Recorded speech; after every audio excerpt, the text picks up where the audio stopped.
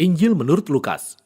Pada video pertama, kita telah menelusuri gambaran Lukas mengenai Yohanes Pembaptis dan Yesus sebagai penggenapan dari kisah bangsa Israel dan janji Allah dalam Kitab Perjanjian Lama.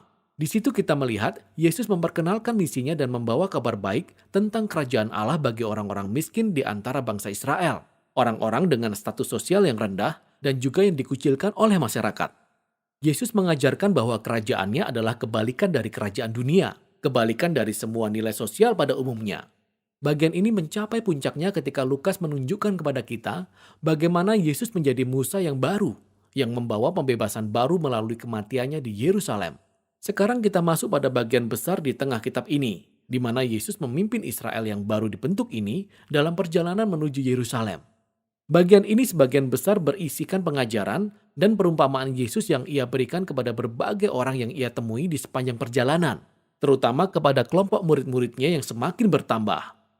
Dengan cara inilah, Lukas menggambarkan hal mengikut Yesus sebagai sebuah perjalanan, di mana kita belajar seiring kita menjalani kehidupan ini.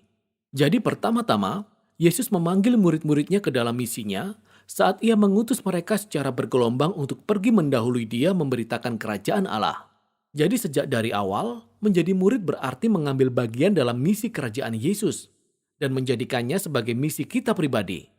Dan ketika murid-muridnya sudah kembali, barulah Yesus mulai mengajarkan berbagai pengajaran tentang doa, tentang percaya pada pemeliharaan Tuhan. Dalam pasal-pasal di kitab Lukas inilah, Yesus lebih banyak berbicara tentang uang, harta benda, dan kemurahan hati dibandingkan dengan bagian-bagian lain dalam pengajarannya. Jika mengikut Yesus benar-benar seperti sebuah perjalanan, maka seharusnya kita membangun mental minimalis yang membebaskan kita dari ikatan harta benda sehingga kita bisa memiliki kemurahan hati yang radikal. Tema penting lainnya dari pasal-pasal ini adalah kelanjutan misi Yesus bagi orang-orang miskin.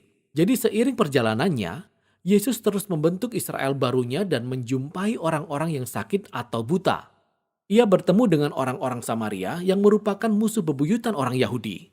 Juga kisah terkenal, Sakeus, seorang Yahudi tetapi menjadi kepala pemungut cukai bagi orang Romawi.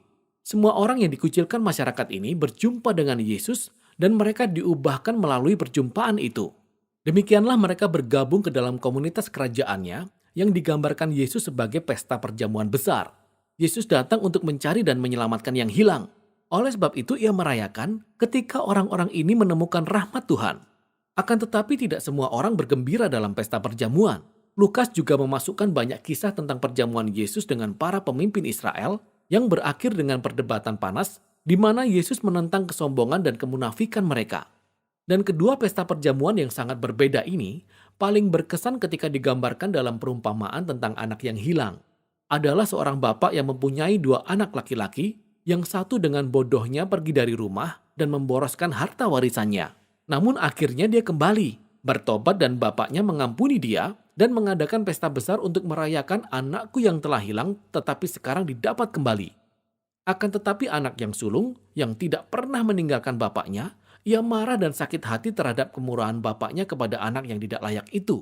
Melalui perumpamaan yang terkenal ini, Yesus menjelaskan seluruh misi kerajaannya kepada para pemimpin Israel. Pesta perjamuan Yesus menggambarkan sambutan Allah yang penuh sukacita bagi berbagai orang yang masuk ke dalam keluarga Allah. Untuk masuk, syaratnya hanyalah kerendahan hati dan pertobatan. Hal inilah yang menyoroti tragedi para pemimpin Israel yang menolak Yesus dan komunitas kerajaannya yang terbalik dari kerajaan dunia itu. Dan perlawanan terhadap Yesus pun makin memuncak. Akhirnya, Yesus tiba di Yerusalem untuk perayaan Paskah.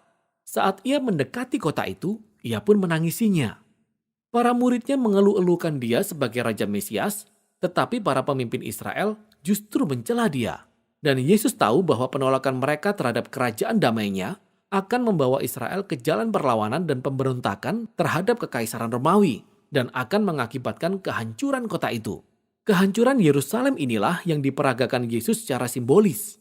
Ketika Yesus menerjang ke bait Allah dan mengusir para pedagang hewan, ia menghentikan tatanan persembahan korban bakaran dan berkata, rumah doa ini telah menjadi sarang penyamun dan akan dihancurkan. Tindakan ini tentu saja menimbulkan serangkaian perdebatan antara Yesus dan para pemimpin Israel. Semuanya mengarah pada nubuatan Yesus bahwa akan tiba harinya pasukan tentara Romawi akan mengepung kota ini. Mereka akan menghancurkan kota ini beserta bait Allah, semuanya terjadi dalam satu generasi. Setelah itu, Yesus mengasingkan diri bersama para muridnya untuk merayakan perjamuan Paskah, perjamuan tahunan yang melambangkan pembebasan bangsa Israel dari perbudakan melalui kematian anak domba. Maka Yesus mengubah sajian roti dan anggur menjadi perlambang yang baru untuk pembebasan yang baru ini. Tubuhnya yang hancur, darahnya yang tercurah, akan membawa pembebasan bagi Israel baru kepunyaan Yesus.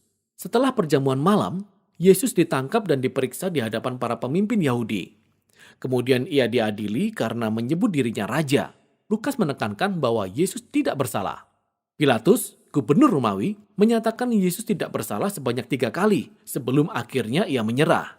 Bahkan Herodes, penguasa wilayah Galilea, juga tidak menemukan kesalahan apapun untuk mendakwa Yesus. Namun akhirnya para pemimpin Yahudi memaksa Pilatus untuk menyalibkan Yesus, dan itulah yang terjadi padanya.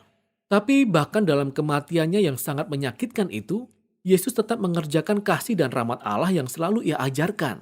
Yesus melepaskan pengampunan Allah bagi para prajurit saat mereka menyalibkan dia.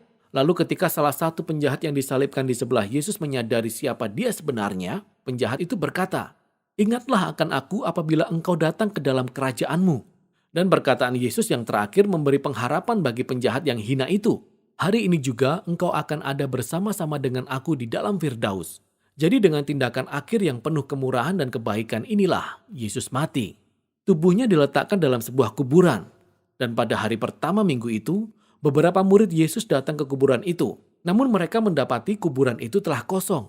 Dan di sana ada 2 sosok malaikat yang memberitahu mereka bahwa Yesus hidup. Dia telah bangkit dari antara orang mati. Maka mereka pergi dengan terheran-heran. Dan disinilah Lukas menceritakan salah satu kisahnya yang paling indah.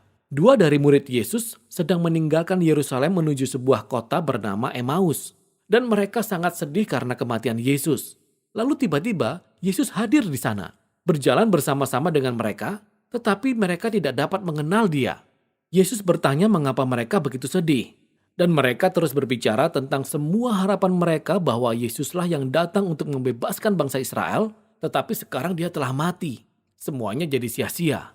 Namun kemudian, ketika Yesus sedang makan dengan kedua murid itu, dia memecahkan roti untuk mereka, seperti yang dia lakukan pada perjamuan Paskah. Dan pada saat itulah mereka mengenali dia.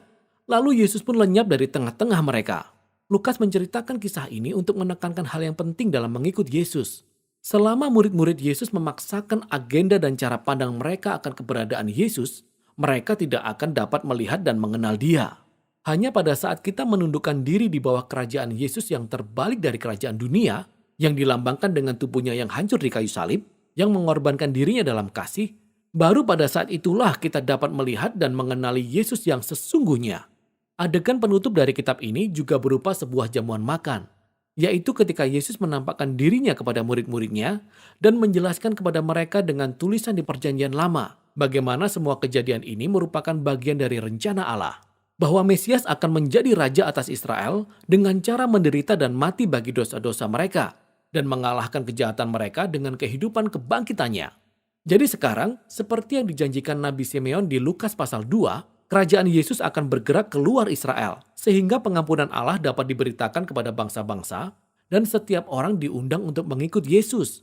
Akan tetapi, Yesus menyuruh murid-muridnya untuk menunggu di Yerusalem untuk kedatangan Roh yang akan memberi kuasa kepada mereka untuk misi yang baru ini. Akhir kisah ini tentunya akan membuat kita terus membaca hingga bagian kedua dari tulisan Lukas, yaitu kitab Kisah Para Rasul. Namun untuk saat ini, inilah Injil menurut Lukas.